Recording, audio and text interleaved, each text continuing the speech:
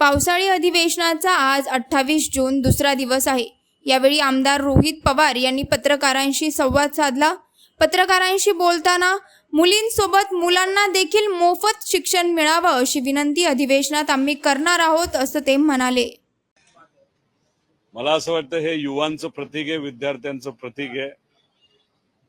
आज अधिवेशनामध्ये बजेट सादर केलं जाणार आहे आणि आमच्या सगळ्यांची अपेक्षा आहे की मुलींना शिक्षण जे मोफत दिलं जाणार होतं तर ते फक्त मुलींनाच असावं असं आमचं मत नाही। आमचं असं मत आहे की ते मुलांना सुद्धा देण्यात यावं। खरं तर ती योजना जर आज आली मुलींच्या बाबतीतली त्याचं स्वागतच आम्ही करू, पण आमच्या सगळ्यांची मागणी हेही असणार आहे गरीब कुटुंबातले जे मुलं आहेत आणि ज्यांना कुठे ते प्रोफेशनल कोर्सेस करायचे जे त्यांना परवडत नाही ते सुद्धा या सरकारने या बजेटमध्ये त्यांच्यासाठी एक योजना आणावी अशी विनंती या ठिकाणी बजेटपूर्वी आम्ही सर्वजण करत आहोत। त्याच्याचबरोबर या बजेटमध्ये सरकारकडनं महाराष्ट्रामध्ये असणारे जे सर्व शेतकरी आहेत त्यांची अपेक्षा आहे की कर्जमाफी व्हावी, रेग्युलर आणि नॉन रेग्युलर। त्याच्याचबरोबर परीक्षा फी म्हणजे जे काही स्पर्धा परीक्षेला 1000 रुपये लावले जातात कुठेतरी सरकार संवेदनशील झालं पाहिजे आणि राजस्थानच्या धर्तीवर 600 रुपयात जेवढ्या परीक्षा तुम्हाला द्यायच्या आहेत अशा पद्धतीने एखादी योजना या सरकारने तिथं आणली पाहिजे असं आमचं मत आहे। एमपीएससी ला मोठा निधी देऊन सर्व परीक्षा एमपीएससीच्या माध्यमातून घ्याव्यात त्यासाठी काहीतरी या बजेटमध्ये घोषणा व्हावी। सारथी, भारती, महाज्योती आणि सर्व जे असे महामंडळ आहेत नाही तर ज्या संस्था आहेत ज्याच्यातून सामान्य कुटुंबातल्या मुला मुलींना त्या ठिकाणी मदत केली जाते, ज्याला बजेट हे 200 कोटीच्या आसपास असतं ते बजेट 700 कोटी प्रति संस्था त्या ठिकाणी घेऊन जाऊन कुठेतरी स्कॉलरशिप्स आणि ह्याच्यामध्ये वाढ ही सरकारने करावी अशी आमची मागणी आहे। आणि जी महामंडळ ज्याच्यामध्ये अण्णासाहेब पाटील असेल, अण्णाभाऊ साठे असेल, पुण्यश्लोक अहिल्यादेवी होळकर असेल, विविध जी काही महामंडळ सरकारने जाहीर केली ती फक्त दुर्दैवाने जाहीरच झाली, त्याला कुठलाही निधी त्या ठिकाणी दिला गेला नव्हता। 5 कोटी निधी दिला, मनुष्यबळ नव्हतं। तर प्रत्येकी 250 ते 300 कोटी रुपये सरकारने या महामंडळामध्ये द्यावं आणि त्याच्यातून तिथं असणाऱ्या लाभार्थींना मदत व्हावी असं आम्ही मागणी करतोय। आशा सेविका असतील, अंगणवाडी सेविका असेल, तसंच जे आरोग्य विभागामध्ये काम करणारे सर्व लोक आहेत त्यांना तिथं मदत पगाराच्या बाबतीत आणि वेगळी योजना तिथं आणली गेली पाहिजे। आणि चोंडी हे जे गाव आहे जिथं पुण्यश्लोक अहिल्यादेवी होळकरांचा जन्म झाला तर तिथे खूप मोठा निधी हा विकासासाठी देण्यात यावा अशा विविध मागण्या आम्ही करणार आहोत। पण त्या मागण्या फक्त नाहीतर जे बजेटमध्ये सादर केलं जाईल फक्त बातमी व्हावी, नाहीतर हे विधानसभेचं इलेक्शन कसं तरी व्हावं यासाठी न होता खऱ्या अर्थाने ते लागू केलं पाहिजे, लगेच निधी त्या ठिकाणी दिला गेला पाहिजे अशी आमच्या सगळ्यांची त्या ठिकाणी मागणी असेल। आणि काल जो मी घोटाळा त्या ठिकाणी सांगितला होता त्यातला कुठलंही काम या बजेटमध्ये अर्थमंत्री करू नये अशी विनंती या ठिकाणी मी करतो।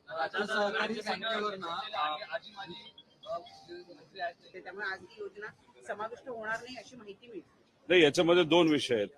आता मुद्दा जो तुम्ही मांडला तो जयंत पाटील साहेब आणि देवेंद्र फडणवीस साहेबांमध्ये जे शाब्दिक नाही तर ट्विटर वॉर त्या ठिकाणी झालं, ज्याच्यामध्ये जयंत पाटील साहेब बोलतायत की आपण आधी दरडोई उत्पन्नाच्या बाबतीत या देशामध्ये जरा बऱ्या क्रमांकावर होतो आणि भाजप आणि महायुतीचं सरकार महाराष्ट्रामध्ये आल्यानंतर आपला 1 क्रमांक हा खालच्या लेवलला त्या ठिकाणी गेलेला आहे। मी एवढंच म्हणेल की जयंत पाटील साहेब बोलतात ते खरं आहे आणि देवेंद्र फडणवीस साहेब जे बोलत आहेत ते खोटं आहे। त्याचं मुख्य कारण गेल्या वेळेस आपण 5व्या नंबरला होतो आणि आता आपण 6व्या नंबरला आलेलो आहे।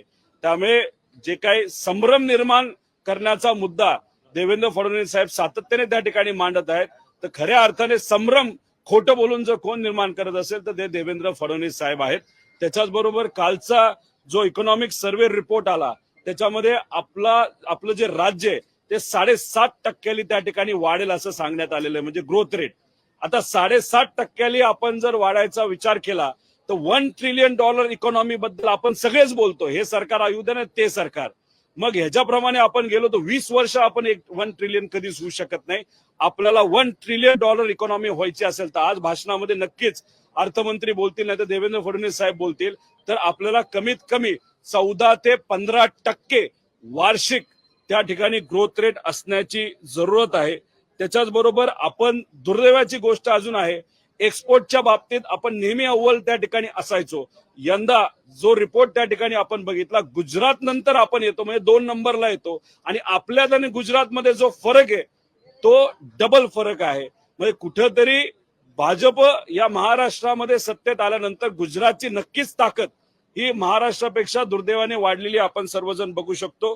त्यामुळे हे सगळे मुद्दे खरं तर काल जे सादर झाले ते अतिशय भीतीदायक आहे आणि आपल्याला कुठेतरी टेन्शन देणारं आहे. कारण का आपलं लोन वाढतंय, सरकारचं आपल्या राज्यावरचं लोन वाढतंय, पण दरडोई उत्पन्न म्हणजे सामान्य लोकांच्या हातामध्ये जो पैसा येतोय त्याच्यामध्ये कुठेही वाढ होताना दिसत नाही. आणि हे अतिशय घातक आहे.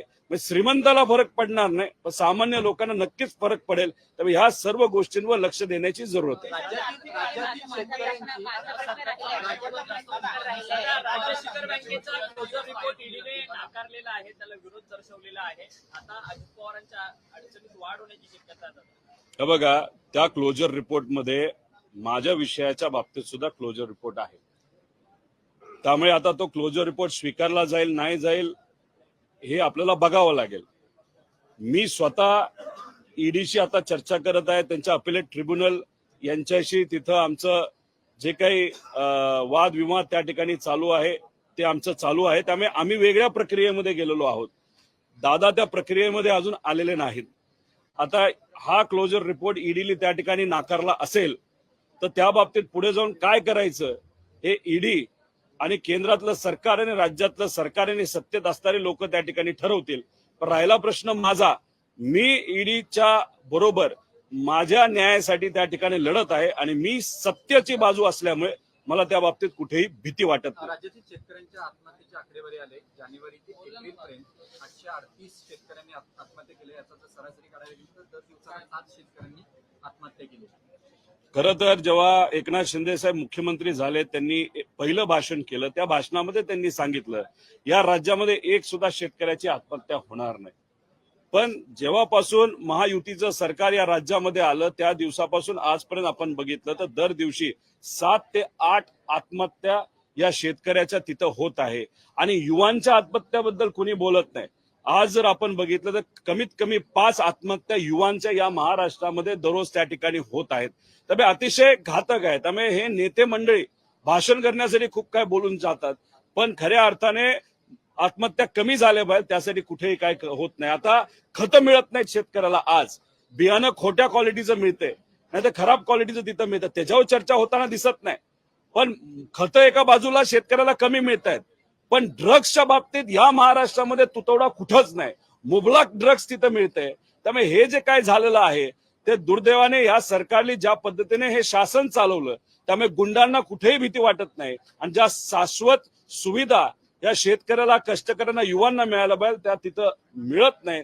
त्यामुळे कुठंतरी या आत्महत्या जर कमी करायच्या असेल तर एका माजी अधिकाऱ्यांनी एक अहवाल मराठवाड्यातल्या शेतकऱ्यांच्या आत्महत्येबद्दल 1 वर्षापूर्वी त्या ठिकाणी मांडला होता. त्याच्यावर थोडीफार चर्चा झाली. आम्ही सातत्याने म्हणतो त्याच्या अजून खोलात जाऊन चर्चा करा. त्या अहवालामध्ये असं सांगितलं की त्यावेळेस म्हणजे वर्षापूर्वी, आता कदाचित ते प्रमाण वाढलं असेल तर 3 ते 3.5 लाख शेतकरी आत्महत्या करण्याचा विचार करतात. तो फक्त मराठवाड्याचा रिपोर्ट होता. त्याच्यामध्ये आपण विदर्भ जर घेतलं तो आकडा 10 लाखाच्या आसपास जाईल. त्यामुळे कुठेतरी या सरकारने सिरियस होण्याची जरूरत आहे. राज्य सहकारी बँकेवर विजय वडेट्टीवार असं म्हटले की बैल ज्या वेळेला कामाचा नसतो त्यावेळेला त्याला कसायाकडे दिलं जातं. अजित पवारांना बैलाची उपमा दिलेली आहे. आता ते विरोधी पक्ष नेत्यांचं ते स्टेटमेंट आहे. बैल कोण काय कोण हे मला तरी त्या ठिकाणी सांगता येणार नाही. पण तिथं कुठं ना कुठेतरी संघर्ष हा करावा लागतोय. आम्ही तो संघर्ष ईडी आणि त्या प्रकरणाबाबतीत करत आहे. आणि जो दादांचा आहे विषय तो वेगळा आहे. आता ते सत्तेत आहेत.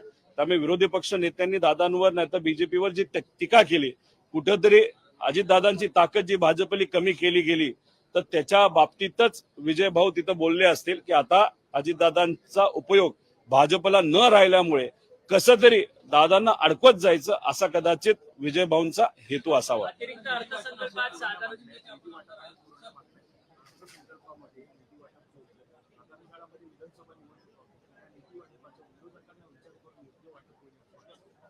हे बघा, लोकसभेमध्ये सुद्धा सत्तेत असणाऱ्या सर्व पक्षांना असं वाटत होतं की जो काय निधी आपण आमदारांना दिलेला आहे नाही तर त्या बाबतीतली घोषणा केलेली आहे त्या निधीकडे बघून सामान्य लोक लोकशाही बाजूला ठेवून दडपशाही स्वीकारत महायुतीला निवडून देतील असं केंद्रातल्या नेत्यांनाही वाटलं, राज्यांना नेत्यातला वाटलं. पण इथं असणाऱ्या महाराष्ट्रातल्या स्वाभिमानी जनतेने त्या गोष्टी जाणून घेतल्या आणि फक्त पैसाच सगळं असतं असं नाही, विकासच सगळं असतं असं नाही, विचार पण तितकेच महत्वाचे असतात हे कुठेतरी इलेक्शन मधून दाखवून दिलं. त्यामुळे विधानसभेमध्ये आम्हाला वाटतंय की आम्ही विरोधात असल्यामुळे आम्हाला कदाचित सरकारकडनं निधी दिला गेला जाणार नाही आणि सत्तेत असणाऱ्या आमदारांना मोठ्या प्रमाणात निधी दिला जाणार. पण हे किती काय असलं तरी हा निधी आज दिल्यानंतर त्याचं काम होण्यासाठी त्याचा बजेट अलोकेशन होण्यासाठी खूप वेळ लागणार आहे आणि 4 महिन्यानंतर महाविकास आघाडीचंच सरकार या राज्यामध्ये तिथं होणार आहे. दुर्दैव असं महायुतीतल्या नेत्यांनी द्वेषाचं राजकारण केलेलं आहे, विकासाच्या बाबतीत दुजाभाव तिथं केलेला आहे. महाविकास आघाडी सरकार जेव्हा या राज्यामध्ये येईल त्यावेळेस तिथं आम्ही जेव्हा सत्तेत असू आम्ही काय करायचं त्यावेळेस आम्ही निर्णय घेऊ. पण आम्हाला विश्वास आहे महाविकास आघाडीला महाराष्ट्राची जनता ही स्वीकारेल. विकास निधी किती दिला याच्यापेक्षा विचार कोणी टिकवले हे या जनतेला जास्त महत्वाचं आहे. उत्पन्नात महाराष्ट्र 7व्या क्रमांकात गेलेला आहे. देशाची आर्थिक राजधानी मुंबई आहे. महाराष्ट्रामध्ये काळे धंदे वाढत आहेत त्यामुळे राज्याच्या उत्पन्नात घट होत आहे का? आता IFC सेंटर जे मुंबईसाठी अतिशय महत्वाचं होतं कारण का मुंबईमध्ये पूर्वीपासून हे फायनान्शियल सेंटर हे मानलं जातं. इथं इकोसिस्टम फायनान्शियल लेवलची त्या ठिकाणी आहे. 2015ला तुम्ही 2012ला तुम्ही जर बघितलं तर इथं एक IFC सेंटर आपल्या मुंबईसाठी मंजूर झालं होतं काँग्रेसच्या काळामध्ये. पण जेव्हा भाजप सत्तेत आलं हे सेंटर हे जेटली साहेबांनी मोदी साहेबांच्या सांगण्यावर हे गुजरातला घेऊन गेले गिफ्ट सिटीमध्ये आणि त्याच्यामुळे इथं 2 लाख युवांच्या नोकरीला अडचण आली आणि मग तिथं जर तुम्ही बघितलं तर बँका आता तिथं मोठ्या प्रमाणात गेल्या. गुजरातला तिथं बँका आणण्यासाठी गुजरातमध्ये दारूबंदी आहे पण गिफ्ट सिटीमध्ये दारू त्या ठिकाणी मिळते. म्हणजे खूप मोठे बदल करून सुद्धा लोक तिथं जात नाही.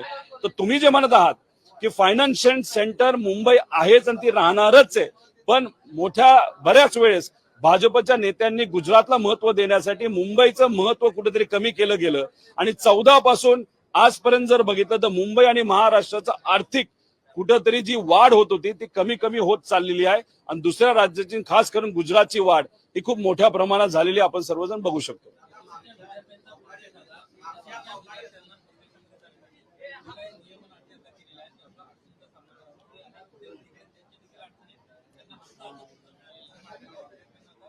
सरकार कुठलंही धोरण करण्या अगोदर जे लाभार्थी आहेत ज्यांच्यासाठी ती योजना केली जाते त्यांना विश्वासात घेण्याची जरूरत आहे. कुठल्या युनिव्हर्सिटीमध्ये किती फी असणार आहे, खर्च तिथं किती वाढलेले आहेत याचा अभ्यास न करता काही निर्णय या राज्य सरकारने घेतलेले आहेत. त्यामुळे येत्या काळामध्ये मुलांना विश्वासात घेऊन जे काही योग्य असे बदल करायचे ते नक्कीच या सरकारने त्या बाबतीत केले पाहिजे असं आमच्या सगळ्यांचं मत आहे. आपण जर हक्कभंगाची नोटीस आम्ही गेल्या वेळेस तिथं दिलेली त्या बाबतीत काय होतंय याचा अंदाज आम्ही त्या ठिकाणी घेऊच. गव्हर्नर साहेबांना सुद्धा मी भेटलो. गव्हर्नर साहेबांना का भेटलो? जेव्हा राज्य सरकार आणि तिथं असणारे जे मंत्री आहेत जे संविधानिक पदावर आहेत आश्वासन देऊन सुद्धा ते सुद्धा विधानसभेत आश्वासन देऊन एखादं काम करत नसेल तर शेवटी आम्हाला एकच पर्याय राहतो ते म्हणजे गव्हर्नर. गव्हर्नर साहेबांना 5-6 दिवसापूर्वी आम्ही पत्र दिलेलं आहे MIDCच्या बाबतीत. त्या बाबतीत काय होते हे आपल्याला बघावं लागेल. पण नंतरच्या काळामध्ये माझ्या मतदारसंघामध्ये एक MIDC मंजूर झाली असं कळतंय पण त्याचे सगळे गट जर बघितले त्या गटाचा अभ्यास केला तर ती MIDC ही फॉरेस्ट क्षेत्रावर तिथं मंजूर झालेली आहे. म्हणजे त्याचा अर्थ ती कधीच होणार नाही. त्यामुळे आम्ही कोर्टात सुद्धा गेलेलो आहे आणि कोर्टाच्या न्याय व्यवस्थेवर आमचा विश्वास आहे, गव्हर्नरवर विश्वास आहे. त्यामुळे येत्या काळामध्ये काय होते हे बघून आता 4 महिने थांबावं लागेल आणि 4 महिन्यानंतर महाविकास आघाडी सरकार जेव्हा येईल तेव्हा दीर्घकालीन विचार करणारा विजनरी एखादा व्यक्ती जर त्या इंडस्ट्री पदावर आला तर त्यांच्या माध्यमातून त्यांच्या शैली माझ्या मतदारसंघातली MIDC ही आम्ही करून घेऊन फक्त मतदारसंघातली नाही तर महाराष्ट्रामध्ये ज्या ज्या ठिकाणी विकास हा वंचित झालाय नाही तर खुंचित खुटलेला आहे तिथे MIDC आपल्याला कशी देता येईल याचा विचार आम्ही करू.